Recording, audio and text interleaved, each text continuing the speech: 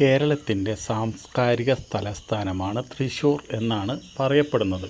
എന്ത് സാംസ്കാരികമാണോയെന്ന് ഇത്രയും കൊല്ലങ്ങളായിട്ട് ആലോചിച്ചിട്ട് എനിക്ക് പിടുത്തം കിട്ടിയിട്ടില്ല. ആ സാംസ്കാരിക തലസ്ഥാനത്തിലെ ശക്തൻ തമ്പുരാൻ എന്ന് പറയുന്ന ഒരു വ്യക്തിയുടെ പേരിൽ വെച്ചുള്ള ഒരു ബസ് സ്റ്റാൻഡാണിത്. ഇതിൻ്റെ കാഴ്ചകൾ നിങ്ങളൊന്ന് കണ്ട് നോക്കണം. എത്ര ആയിരം ജനങ്ങൾ ഒരു ദിവസം ഇവിടെ ബസ് കയറാൻ വരുന്നു. അതുപോലെ തന്നെ എത്ര ആൾക്കാർ ഇവിടെ ഓരോ ഭക്ഷണം കഴിക്കാൻ വരുന്നു. എത്ര സ്ത്രീകൾ ഇവിടെ വരുന്നു. അവർക്ക് മിനിമം കൊടുക്കേണ്ട ഒരു സൗകര്യങ്ങളും ഇവിടെ കൊടുക്കാനായിട്ട് ഈ കോർപ്പറേഷനോ കഴിഞ്ഞിട്ടില്ല. ഇതേപോലത്തെ ഒരു മുനിസിപ്പാലിറ്റിന്, തൃശ്ശൂർ ജില്ലയിലെ ഒരു മുനിസിപ്പാലിറ്റിന് കുന്നംകുളം ബസ് സ്റ്റോപ്പിൽ നിങ്ങളൊന്ന് ചെന്ന് നോക്ക്. അവിടെ ചെന്നാൽ നമുക്ക് അവിടെ നിന്ന് പോരാൻ തോന്നില്ല. നമ്മൾക്ക് പോകേണ്ട ബസ് വരല്ലേ എന്ന് തോന്നും. അത്ര വൈബാണ് അവിടെ. അതേപോലെ ആയിരിക്കണം ബസ് സ്റ്റാൻഡ്. ഇത് തൃശ്ശൂരിന്ന് പേര് മാത്രമേ ഉള്ളൂ. ആകെ പൊട്ടി ഒലിച്ച് ചെതല് പിടിച്ച് വാൾ പോസ്റ്റൊക്കെ ഒട്ടിച്ച് നിലമൊക്കെ തുപ്പി വൃത്തികേടാക്കി ഒരു മഴയും കൂടി ഇവിടെ പെയ്തിട്ടുണ്ടെങ്കിൽ പിന്നെ പറയും വേണ്ട. ഇതിൻ്റെ ഉള്ളിൽ കുറേ കടകളും പ്രവർത്തിക്കുന്നുണ്ട്. ഇതൊക്കെ നല്ല വാടക കിട്ടും. നിങ്ങൾ ഏറ്റവും അധികം ശ്രദ്ധിക്കേണ്ടത് എന്താ വെച്ചിട്ടുണ്ടെങ്കിൽ ഇവിടുത്തെ വൃത്തിയില്ലായ്മ. ഇവിടെ ഒരു സ്ത്രീകൾ വന്നാൽ എങ്ങനെയാണ് ഇവിടെ ഒന്ന് തൂറാനും മൂത്രമൊഴിക്കാനും പോകാം. ഇതാണ് ഇവിടുത്തെ ബാത്റൂം. അതിൻ്റെ ഉള്ളിൽ കയറി മൂത്രമൊഴിച്ചാൽ തൂറിയ വരുന്നതിലും മുമ്പ് നമുക്ക് ശരിക്കും പറഞ്ഞു കഴിഞ്ഞാൽ വല്ല എയ്ഡ്സ് രോഗം വരും. അത്ര വൃത്തികെട്ട സ്ഥലം. എന്തിനാണ് ഞാൻ ആലോചിക്കുന്നത്, നമ്മളെ ഇത്രയധികം ടാക്സ് പിരിക്കുന്ന കോർപ്പറേഷൻ എന്തിനാണ് ഒന്ന് തൂറാനും മൂത്രമൊഴിക്കാനും അവിടെ പിരിവാര് വെച്ചെടുത്തിട്ട് കാശ് കൊടുക്കണമെന്ന് പറയുന്നതിൻ്റെ അർത്ഥം എന്താണെന്ന് എനിക്ക് മനസ്സിലാവുന്നില്ല. അപ്പോൾ അതാണ് ഏറ്റവും വലിയ വൈരുദ്ധ്യം. കാരണം നമ്മുടെ പൈസ മേടിച്ചിട്ട് നമുക്കൊന്ന് തൃശ്ശൂർ ടൗണിൽ വന്ന് ഒന്ന് ബാത്റൂമേ പോകണമെന്ന് വെച്ചിട്ടുണ്ടെങ്കിൽ ഒരു സ്ഥലമില്ല. അതിൻ്റെ അപ്പുറത്ത് ആഡംബരമായിട്ട് ആകാശപാത ഉണ്ടാക്കി വെച്ചിട്ടുണ്ട്. ഇവിടെ ആകാശപാതയല്ല ആവശ്യം. ആൾക്കാർക്ക് വന്നു കഴിഞ്ഞാൽ സ്ത്രീകൾക്ക് എത്ര നേരം മൂത്രം പിടിച്ചിരിക്കാൻ പറ്റും? ആ മൂത്രം ഒഴിക്കാനായിട്ടുള്ള കുറച്ച് ബാത്റൂം നല്ല രീതിയിൽ പണിയെടുക്കുക. അവിടെ ഒരു കാവൽക്കാരൻ്റെ ആവശ്യമില്ല. മൂത്രം ഒഴിക്കാൻ പോണതിന് കാവൽക്കാരൻ്റെ ആവശ്യമുണ്ട്. നമ്മുടെ കയ്യിൽ ചില്ലറ 5 രൂപ 10 രൂപ അവന് കൊടുക്കും വേണം. എന്തിന് ഈ വൃത്തികെട്ട സ്വഭാവം ഇപ്പോഴും നടത്തുന്നത്? ഇത്രയൊക്കെ ഒരു ആൾക്കാർ വരുന്ന ഒരു ബസ് സ്റ്റോപ്പിൽ മൂത്രം ഒഴിച്ചട്ടെ തൂറട്ടെ, അതിനൊന്നും കാശ് വേണ്ട. അതിനോട് കൂടുതൽ കാശ് ഇതുപോലെയുള്ള സ്റ്റാളിൽ നിന്ന് അവർക്ക് കിട്ടുന്നില്ലേ? ഇതൊക്കെ വലിയ വാടക കൊടുത്തിട്ടാണ് അവരവിടെ ബിസിനസ് നടത്തുന്നത്. ഈ വൃത്തിയില്ലാത്തവർക്ക് ആ ബിസിനസ് അവരെങ്ങനെ കഷ്ടപ്പെട്ട് നടത്തുന്നത്? ഒരു വെള്ള സൗകര്യമില്ല. വെള്ളമൊക്കെ വല്ലോടത്തും കൊണ്ടുവച്ചിട്ട് വേണം ചെയ്യാനായിട്ട്. പിന്നെ ഇവരും പറഞ്ഞിട്ട് കാര്യമില്ല. വൃത്തിയില്ലെങ്കിൽ പിന്നെ അവരെന്ത് ചെയ്യും? കോർപ്പറേഷനത്തിൽ അന്വേഷിക്കുന്നുമില്ല.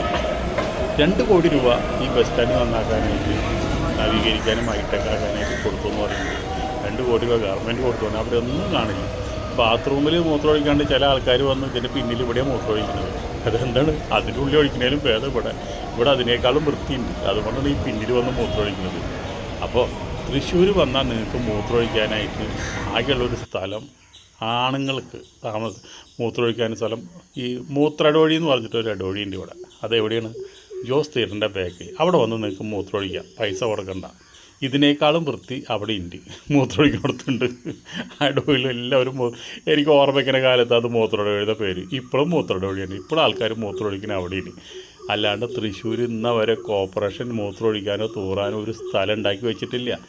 ഈ ബസ് സ്റ്റാൻഡ് തന്നെ പൊട്ടിപ്പൊളിഞ്ഞ് വിടാനായിട്ട് എത്ര കൊല്ലം അത് ഇഷ്ടംപോലെ ഇങ്ങനെ വേണമെങ്കിൽ ബസ്സുകൾ നല്ല സ്ഥലം, ഇഷ്ടംപോലെ സ്ഥലം കൊടുക്കും. നല്ല ബസ് സ്റ്റാൻഡിലൂടെ പണി പോലെ അതിന് മുഴുവൻ കഥകൾ കൊണ്ട് ഈ മൂത്രമൊഴിക്കാൻ ഈ വന്ന ഈ പൈസ എത്ര ആൾക്കാർ ഈ പൈസ കൊടുത്താൽ ഞാനതിൻ്റെ ഉള്ളിൽ പോകാത്തത് എനിക്ക് ബോധം കൊടുക്കുന്നത്. അതിൻ്റെ ഉള്ളിൽ പോയി ഇതിൻ്റെ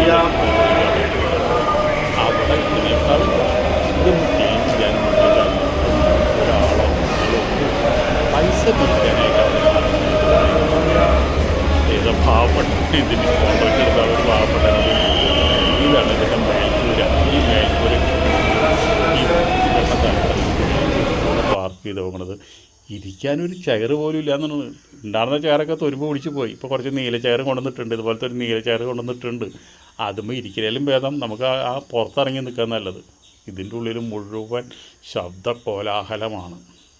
കേരളത്തിൽ വെച്ചിട്ട് ഒരുവിധം നല്ല വരുമാനമുള്ള ഒരു കോർപ്പറേഷനാണ് തൃശ്ശൂർ കോർപ്പറേഷൻ. എന്താ കാരണം എന്ന് വെച്ചിട്ടുണ്ടെങ്കിൽ ഒരുപാട് തിയേറ്ററുകളുണ്ട്, ഒരുപാട് ഫ്ലാറ്റുകളുണ്ട്, ഒരുപാട് കടകളുണ്ട്.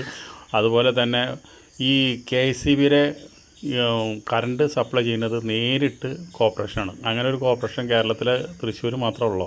അപ്പോൾ അതിൽ നിന്നും നല്ല വരുമാനമുള്ള ഒരു കോർപ്പറേഷനാണ്. ഇടത് വലതുകാരൊക്കെ മാറി മാറി വന്നിട്ടും ഒരു ഉപകാരം ജനങ്ങൾക്കില്ല. പൊട്ടിപ്പൊളിഞ്ഞ റോഡുകൾ ഇഷ്ടം പോലെ കിടക്കുന്നത്. രാജപാത സ്വരാജ് റൗണ്ട് ഇപ്പോഴും പൊട്ടിപ്പൊളിഞ്ഞാൽ കിടക്കുന്നത്.